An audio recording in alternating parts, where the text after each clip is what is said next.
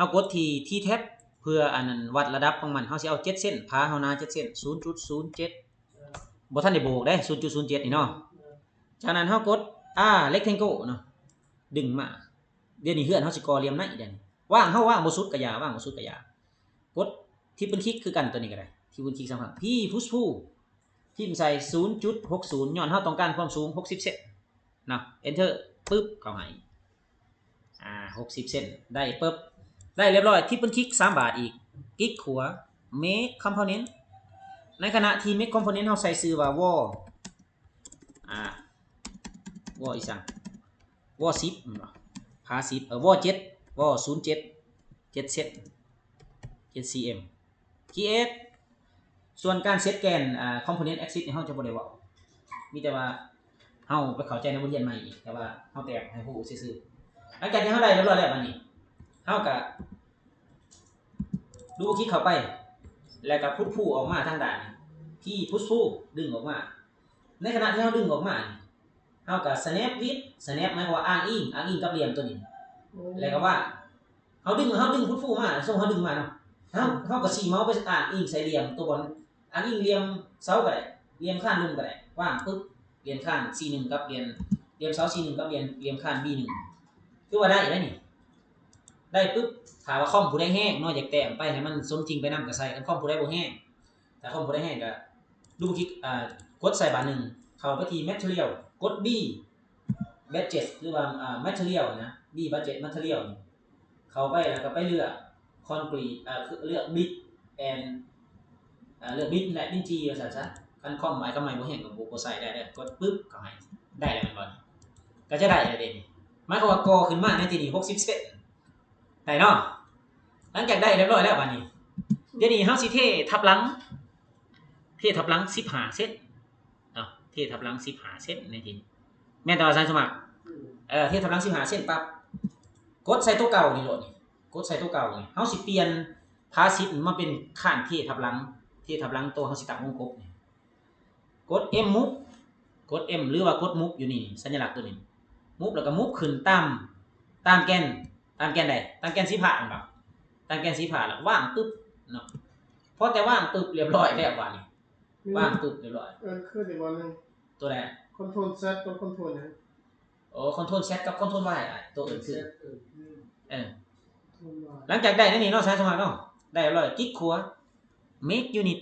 ให้นะ make unit ปึ๊บแล้วเฮาอยากได้15เซนบาดนี้อยู่นี่มี60เซนสิลบออกเท่าใดถ้าเฮาขี้คร้านลบเนาะที่เฮากับที่แท็บขึ้นมาเอา 0.15 ปึ๊บนี่เฮาเฮ็ดระดับมันไว้เห็นบ่มันจะง่ายเฮ็ดระดับมันไว้แล้วก็ดูคลิกเข้าไปใส่ตัวนี้พี่พุชผู้ดึงลงมาเทียบใส่กับเส้นตัวนี้เห็นบ่ปั๊บเฮาได้15เส้นเลยเห็นบ่หลังจากได้15เส้นปึ๊บเฮาไปแก้ใช่บัดนี้เฮาไปเปลี่ยนตัวนี้จาก Unity N4 จากมันเขียนว่าเป็นวอ7เฮาก็เปลี่ยนเป็นข้านบาดย่างซั่นข้าน15ข้านเททับหลัง15 cm ข้านเขาเอิ้นว่าเททับหลังเหมือนซะหลังจากเฮาเปลี่ยนข้านเรียบร้อยแล้วบัดนี้เฮาต้องเปลี่ยนจังอีกเฮาต้องเปลี่ยนสีมันเนาะเปลี่ยนวัสดุจากดินจีมาเป็นหยังบัดมาเป็นซีเมนต์เฮากับอัสฟาลต์แอนด์คอนกรีตเลือกคอนกรีตปึ๊บมาตรวจให้มันบาดนึงนี่ไม้กดวางใส่เรียบร้อยเห็นบ่อาจารย์สมัครเรียบร้อยบ่เรียบร้อยแล้วนี่เรียบร้อยบัดนี้ขั้นตอนต่อไปเฮ็ดหยังบัดเฮาได้แล้วเนาะนี่เฮาได้แล้วตัวนี้บัดนี้เฮาต้องสร้างเลเยอร์บัดเพื่อว่าให้มันมีความสะดวกเพราะว่าเลเยอร์เฮาบ่ทันมีเลเยอร์ที่เฮาบ่ทันมีก็คือเลเยอร์พา7เซนนี่พาดินจีนี่ตัวโบกบ่ทันได้เว้าถึงตัวนี้มันพาดินจีก่อนแล้วก็เลเยอร์ข้าง7เซนนี่เพื่อบ่ให้มันมีความเฮาบ่ต้องสร้างหลายเฮาสร้างขึ้นมาคันวิทย์สร้างเลเยอร์เลยกดทีเลเยอร์พิมพ์โหลด10บาท10ก็วอ7เซนวอ07 7 cm มันสิบ่รวมมันบ่ตะขาดบ่รวมเลยเฮาสร้างมาก่อนเฮาสร้างตัวใหม่อีกเพื่อเฮาสิได้แก้ง่ายสร้างอีกบวกอีกกดไม่บวกอีก11บาทเลเยอร์ที่11แม่นอีสังข้านพิมพ์ง่ายๆโลดข้าน15 cm ข้าน n เฮาสิใส่ n นำก็ได้คืออ้ายว่า15 cm 15 cm 15เซนเด้ความยาวเฮาบ่ได้บอกหลังจากเฮาได้เรียบร้อยแล้วบัดนี้ได้เห็นบ่ข้าพเจ้าสร้างมา2อันนี่เนาะได้เรียบร้อยแล้วเฮ็ดได้บัดนี้เฮาก็กดสเปซบาร์เพื่อเลือกคำสั่งปกติบ่แม่นคำสั่งอวยเลือกตัวที่ลุ่มเลือกตัวทางลุ่มนี่มาที่เลเยอร์คำสั่งเลเยอร์ของเฮานี่มาที่เลเยอร์ของเฮานี่มาที่เลเยอร์เฮานี้เนาะจากนั้นให้เฮาเลือกเฮากดเฮาเลือกพา7เฮาก็เลือกพา7เป็น7เส้นเห็นบ่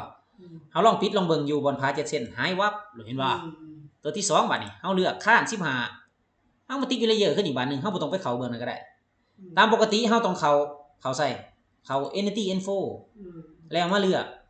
เลเยอร์ข้าง15ก็ได้คือกันเนาะแต่ว่า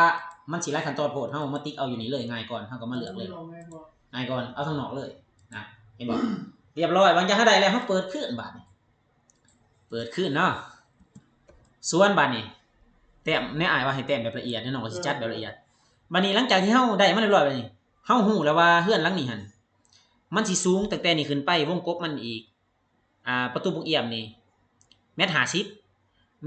แสดงว่าเฮาต้องดึงขึ้นเมตร60เพราะว่าเหลี่ยมนอกมันอีก10เซนแม่นแต่ว่าเหลี่ยมนอกมันข้างนึง5เซนที่แท็บขึ้นไป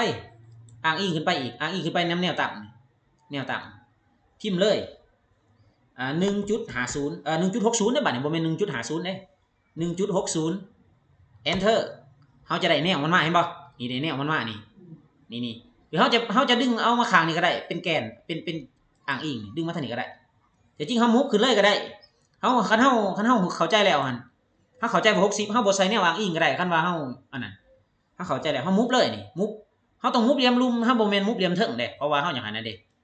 เฮาก็มุฟขึ้นไปมุฟแล้วกด Ctrl บาทนึงดึงขึ้นไปเฮาก็ว่างก่อนบ่ทันฮอดจุดเฮาก็ว่างก็ได้ว่างแล้วก็พิมพ์ 1.60 ปั๊บเข้าให้เห็นบ่เรียบร้อยนี่ 1.60 เรียบร้อยแล้วแม่นบ่หลังจากเรียบร้อยแล้วเฮาเฮ็ดจังได๋บัดนี้เฮาก็ดึงเอาพาตัวนี้ขึ้นมานี่พาตัวนี้นี่มุฟนี่มุฟนี่มุฟขึ้นมาเลยมุฟปั๊บนี่เห็นความแตกต่างอยู่บ่ว่านี่มันเป็นจังได๋มันมีปัญหาอยู่จุดใดพามันบ่ถึงมันบ่ถ้าเฮาไปดูบ่คลิกเข้าไปเห็นบ่มันเลือกเบิด2เพราะว่ามันเป็นคอมโพเนนต์ถ้าเฮาไปดึงขึ้นนี่มันสิขึ้นพร้อมกันแม่นบ่มันเสียจุดประสงค์เฮาคันซั่นเฮาเปลี่ยนคอมโพเนนต์มันคลิกขวา make unit แน่คลิกขวา make unit ปั๊บที่เปิ้นคลิกเข้าไปอีก p push pull ดึงขึ้นไปอ้างอิงกับนี่เหลี่ยมเสานี่สิเฮาดึงขึ้นไปซื่อๆนะดึงขึ้นไปซื่อดึงไปแล้วไปอ้างอิงกับนี่ต้องเลยไปคลิกเอาเอง แม่นๆเฮาสิซะซื่อๆสิใส่อ้างอิงว่าเจ้าให้เจ้าเพียงกับคัน B2 นี่เด้อว่าซั่นว่างปึ๊บแล้วก็กดสเปซบาร์ยกเลิกไปคำสั่งเป็นจะได้เรียบร้อยเห็นบ่เรียบร้อยแม่นบ่หลังจากเรียบร้อยแล้วเฮาจะเฮ็ดหยังบัดนี้เฮาฮู้ว่า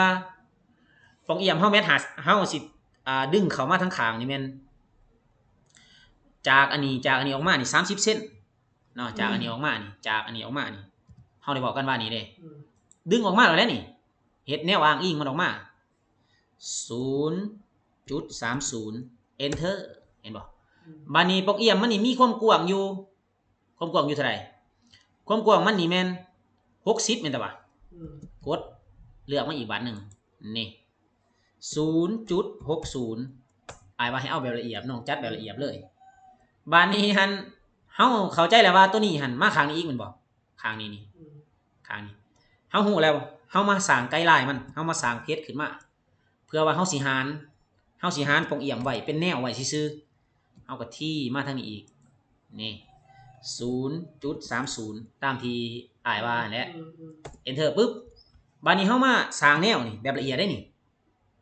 ที่จริงก็มีหลากหลายวิธีแต่ว่าเฮาเอาวิธีนี้เนาะอ้ายว่ามันเข้าใจยากเอาไปสิปึ๊บจากนั้นเฮ็ดได้บัดนี้เฮือนหลังนี้ปองเอี่ยมแบบ3บาน3ปองบ่แม่นปองเอี่ยมแบบติดเฮาก็มุฟมาใส่ตัวนี้เลยนี่มุฟมาใส่กับเส้นตัวนี้เฮาก๊อปเฮามุฟมาส่วนคำสั่งตัวก๊อปตัวนี้เฮาบอกเอากด move กด control กด shift ค้างไว้ลากมาตามแกนว่างปึ๊บว่างแล้วเฮ็ดจะได้เฮาจะได้อีกบานนึงหารแม่นบ่กด slash เลยหาร2ปั๊บเข้าให้เด้เฮาได้แนวมาแล้วแม่นบ่ได้แนวมันบาดนี้ข้าพเจ้าวิดีโอนี่ข้าพเจ้าสิเฮ็ดว่าคันว่าเฮาสิอันนั้นดึงขึ้นไปทีละอันแม่นบ่ดึงขึ้นไปละอันคันซั่นข้าพเจ้า move ก่อน move ตัวนี้ขึ้นไปก่อนเนาะ move ขึ้นไป move กด M move กดคอนโทรลเพื่อก๊อปดึงขึ้นมาวางตามนี้เห็นบ่เห็นบ่บัดนี้เฮาสิมาเจาะกองตัวนั้นโตที่ที่เจ้าว่านี่จะได้เห็นจะได้จังนี่กิ๊กขัวแม่นบ่ให้มันต่างกันแม่นบ่เมกยูนิตคำภาษามันสิเฮ็ดนำกันกับหมู่เด้เฮ็ดจะได้บัดนี้พี่พุชพูขึ้นไปนี่พี่พุชพูขึ้นไปนี่ได้แม่นบ่สังเกตเห็นว่าผ้าผนังเฮาเป็นจงโป้งเนี่ยนี่เนาะเป็นจงโป้งนี่เนาะเฮาสิตัดแบบวิธีใส่คำสั่งบาดนี้ตัดจังใดเฮากดใส่หม้องนี้เลยพี่พุชพูดึงออกมาเห็นบ่ดึงออกมาปึ๊บดึงออกมาทิปเปิลคลิก3 บาทกดเมาส์ข้างซ้ายรัวๆคลิกขวาเมกกุ๊บพอเข้าใจได้เนาะเมกกุ๊บเนาะอวยปั๊บเข้าให้มูฟเข้าไปบัดนี้มูฟเข้าไปใส่มูฟเข้าไปด้านในเห็นบ่มูฟเข้าไป